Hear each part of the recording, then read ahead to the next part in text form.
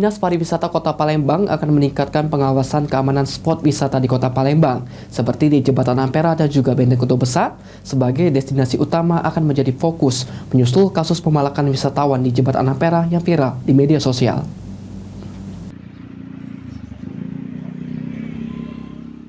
Terkait keamanan di kawasan spot pariwisata Kota Palembang seperti di Jembatan Ampera dan juga Benteng Kota Besar, pihak Dinas Pariwisata Kota Palembang akan melakukan pengawasan dengan bekerjasama bersama pihak kepolisian.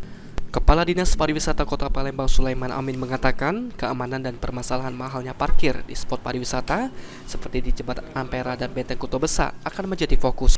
Hal tersebut bertujuan untuk membuat wisatawan nyaman berkunjung ke Kota Palembang guna meningkatkan jumlah kunjungan di Kota Palembang yang pada tahun 2023 lalu hanya di angka 1,5 juta atau belum mencapai target 2,3 juta kunjungan.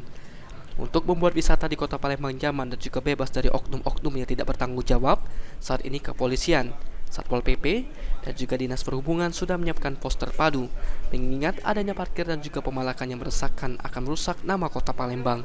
Sudah kita gaungkan, alhamdulillah kita disupport oleh Pak Kapolres, Pak Kapolda, di Pol PP, di Sub, ya kita ada pos terpadu.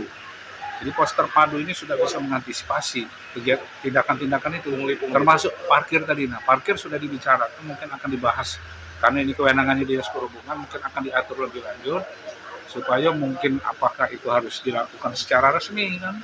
Jangan lagi ada yang lihat-lihat tadi. Nah, itu karena ini akan merusak nama Kota Palembang, termasuk juga Palembang sebagai kota wisata.